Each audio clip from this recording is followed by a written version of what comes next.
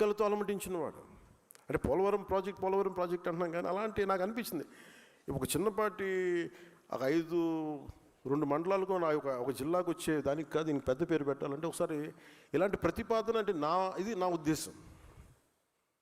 ఇది కూటమి ప్రభుత్వం కాబట్టి నా ఒక్కటి ఉద్దేశం పనిచేయదు. ఇక్కడ అందరి చాలామంది సమగ్ర కొన్ని కోట్ల మంది కూర్చొని ఎవరెవరి ప్రతినిధులను తీసుకొని నా కోరిక, ఇది నా లోపల ఉన్న కోరిక, పోలవరానికి అమరజీవి పొట్టి శ్రీరాములు గారి పోలవరం ప్రాజెక్ట్ అంటే నాకు చాలా గొప్పగా ఉంటుంది. అది కుదురుతుందో లేదో మనకు తెలియదు, కానీ బట్ నాకైతే కోరిక.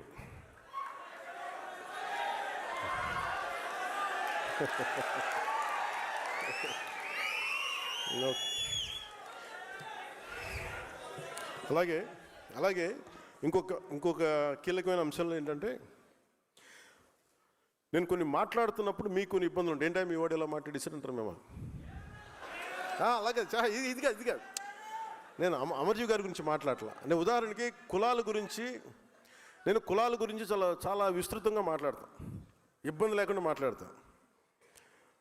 మా సోదరులు నాగబాబు గారిని అడగండి, మా ఇంట్లో ఎప్పుడు కూడా కుల ప్రస్తావన మాకు తెలియదు అసలు ఎప్పుడు. అలాంటి నేను కులాల గురించి మాట్లాడటం అంటే ఎంత నలిగిపోయాడు బిగినింగ్లో. అసలు ఎందుకు వచ్చాను పాలిటిక్స్ అనుకున్నాను. ఇప్పుడు కదా 2007, 2008లో అంటే మనం మానవత్వం అనుకున్న పెరిగిన వాళ్ళకి, సోషలిజం మైండ్ సెట్తో ఉన్నవాడికి కులం చాలా ఇబ్బందిగా ఉంటుంది. కాకపోతే that is a stock reality of our society. ఇది ఒక వాస్తవ దృక్పథం. ఇది అంటే మనకి అసమానతలు ఉన్నాయి. కొన్ని కులాలు అగ్రస్థానంలో ఉంటాయి, కొన్ని కులాలు వెనకబాటు స్థానంలో ఉంటాయి, కొన్ని వృత్తి కులాలు ఉంటాయి, వృత్తి కళలు వాటికి పరిమితం అయిపోయినాయి. అందుకని కులాలని నేను సమగ్రంగా స్టడీ చేశాను. స్టడీ చేసుకున్న తర్వాత అప్పుడు అవగాహనతో వచ్చి మాట్లాడాను. అందుకు నాకు ఇబ్బంది ఏముండదు. నేను ఒక కులం గురించి మాట్లాడుతున్నానంటే ఇంకో కులాన్ని ఎప్పుడు పెంచడం కాదు, ఇంకో కులాన్ని తక్కువ చేయడం కాదు, ఒక వాస్తవాన్ని మాట్లాడుతున్నాను అంతే. అందుకని నేను ప్రత్యేకించి కులాల గురించి మాట్లాడేటప్పుడు మన పార్టీని ఎలా చెప్పాలో తెలియట్లేదు నాకు. వాళ్ళ పేరు కూడా చెప్పడం పెద్ద నాకు ఇష్టం లేదు. అంటే అలాగే అంటే ఆకు రౌడీలను సపోర్ట్ చేస్తాం, మేము రౌడీజం చేస్తాం అనే వాళ్ళ పార్టీకి నాకు గుర్తించట్లేదు. ఒక రౌడీల సమూహంలాగా అనిపిస్తుంది ఒకసారి. సారీ టు సే, నా ఉద్దేశం అలాగే అలా చేయకూడదు కదా అంటారు. దెర్ ఇస్ వాళ్ళు పొలిటికల్ పార్టీ అయితే మీరు పాలసీ విధానంలో మాట్లాడాలి. మీరు పాలసీ విధానం మీరు ఈ పాలసీ చేశారు, వచ్చాక మేము రద్దులు చేస్తాం. ఇప్పుడు ఉదాహరణకి మొన్న నాకు నిన్న కూడా వారికి శుభాకాంక్షలు తెలియజేశాను, పుట్టినరోజు శుభాకాంక్షలు. అంటే మనస్ఫూర్తిగా చెప్తాను, నాకు లోపల ఎవరు శత్రువు కాదు. నాకు వారి విధి విధానాలతోనే నేను వ్యతిరేకిస్తాను తప్ప నాకు ఎప్పుడు కూడా శత్రుత్వం లోపల ఉండదు. మీరు కనుక మీ విధి విధానాలతోటి ప్రజలకి ఇబ్బంది కలిగితే నేను గొడవ పెట్టుకోవడానికి నా జీవితకాలం సంసిద్ధం. నేను అసలు నాకు ఆ భయం కూడా లేదు. నాకు ఆ భయం కానీ లేదు. మనం ఏదన్నా జరిగితే బహుశా ఇలా జరిగితే ఆ భయాలు ఉండవు. అలాంటివి కూడా ఇక్కడ దాకా ఎందుకు వస్తాం, ఉండం, పోతాం, కానీ అడుగు ముందుకే వేస్తాం. దేనికి వేస్తాం అడుగు? పిచ్చి ఐడియాలజీతోటో లేదంటే పిచ్చితో కాదు, చాలా బలమైన ఐడియాలజీ ఉంది కాబట్టే బతుకుతాం. కాబట్టి ధైర్యం, that with in the constitutional limits. అంటే రాజ్యాంగ పరిధిలోనే మాట్లాడతాం, పోరాటం చేస్తాం తప్ప ఇంకా అవసరం అనుకుంటే లాస్ట్ ఫేజ్ రోడ్ల మీదకి వచ్చి గొడవ పెట్టుకోవాలి. మన తెలంగాణ బోర్డర్లో మనం గొడవ పెట్టుకున్నట్టుగా అప్పుడు దాకా ఇంకా రావాలంటే దట్ ఇస్ లాస్ట్ ఫేజ్. ఇంకా తప్పదు. చాలాసార్లు మనకి రాయబారం నడిపి మంచిగా చెప్పి మంతనాలు జరిపిన తర్వాత ఇంకా కాదుకూడదు అనుకుంటే ఈ చొక్కా మడిచి ముందుకు రావడం పెద్ద ఇబ్బంది ఏం కాదు మనకి. అంటే ఎందుకంటే that is a last option. అది ఆఖరి అస్త్రం. అది ఆఖరి అస్త్రం వరకు నువ్వు కూర్చొని ఎంత సయోధ్యతోటి ఎంత సముచితంగా మాట్లాడతావో అన్న దాని మీద నీ స్థాయి ఉంటుంది. యాజ్ ఎ లీడర్స్గా నేను మీకు ఇచ్చేది బాధ్యత. మీరు తెలుసుకోవాల్సింది ఇది.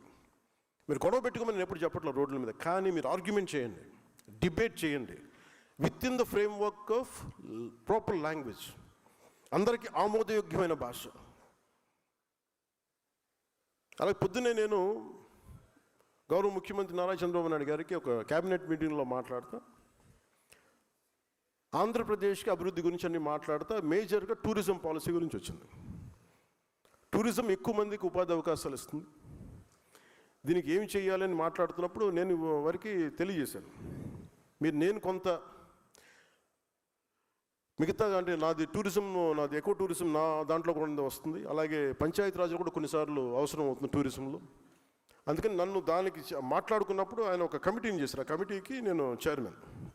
ఆ టూరిజం అది ఇందాక మీటింగ్ జరిగింది. గౌరవ మంత్రి రామనారాయణ రెడ్డి గారు, R&B మినిస్టర్ గారితో. అంటే ఇవన్నీ మేము సమిష్టిగా మేమందరం కూర్చొని మాట్లాడుతున్నప్పుడు ఒక మాట చెప్పాను. చాలా ప్రతిపాదించారు, ఇక్కడ బాగుంటుంది, అలా బాగుంటుంది అంటే. అన్నిటికంటే కూడా నేను చెప్పింది primarily law and order is very essential tourism to prosper and develop. అంటే ఉదాహరణకి ఢిల్లీ నుంచి ఒక ఆడపిల్ల బైక్లో ఇది వచ్చింది ఒక 3 వారాల క్రితం. శ్రీశైలం వెళ్ళింది. శ్రీశైలం వెళ్తే ఆవిడ ఏముంటుందని మోటరైడ్ బ్లాగర్ అంట. అంటే మోటార్ రైడ్ చేస్తూ బ్లాగింగ్ చేసుకుంటారు. మన శ్రీశైలం వెళ్తే అక్కడ రూమ్ ఇవ్వలేదు. ఎందుకు ఇవ్వట్లేదు? మేము ఒంటరి ఆడపిల్లలకి ఇవ్వము. ఆవిడ పోలీస్ స్టేషన్కి వెళ్తే ఎందుకు ఇవ్వరు మాకంటే, మేము అంతే, ఇది పాలసీ ఇక్కడ, మేము ఇవ్వడం అని చెప్పాము. అది నా దృష్టిలోకి వచ్చింది. అది చాలామంది సామాజిక మాధ్యమాల్లో మీరు ఒక ఆడపిల్లకి మీరు అలా ఇవ్వరు అది అని చెప్పి మాట్లాడుతూ, నేను ఆ అమ్మాయిని మళ్ళీ మన ఆఫీస్ ద్వారా పిలిపించి మన కనకదుర్గమ్మ గుడి దగ్గర నుంచి తిరుపతి దర్శనం చేయించి మన శ్రీశైలం మల్లన్న దర్శనం చేసి పంపించాను. ఇది నా ఉద్దేశం ఏంటంటే ఇది మొదటి స్టెప్. మీకు ఇక్కడ అంటే మనం చూడాలని మన ఇంటికి అతిథి వచ్చినప్పుడు మనం గౌరవించాల్సిన పరిస్థితి. గౌరవించడం మన సంస్కారం. అందుకు మరి ఏంటి ఇబ్బంది ఉందంటే పాలసీ లోపాలు ఉన్నాయి. ఒంటరి ఆడపిల్ల వస్తే బయటికి వెళ్ళకూడదు. ఇంకా ఒక భయపెట్టే సమాజం అది. ఒంటరి ఆడపిల్ల వస్తే అనుమానాస్పదంగా చూస్తారా? ఇలాంటి మానుకోవాలి. దానికి ఒక tourism policy, safety tourism policy అయితే రావాల్సింది అనేది నేను చాలా ఖరాఖండిగా చెప్పాను ఈ రోజున. దీంట్లో గౌరవ ముఖ్యమంత్రి గారు కూడా పదే చెప్పేది సింగపూర్ తరహా అభివృద్ధి అని. మీరందరూ అర్థం చేసుకోవాల్సింది కూడా సింగపూర్ తరహా అభివృద్ధి రావాలి అంటే సింగపూర్ తరహా పాలన చాలా అవసరం.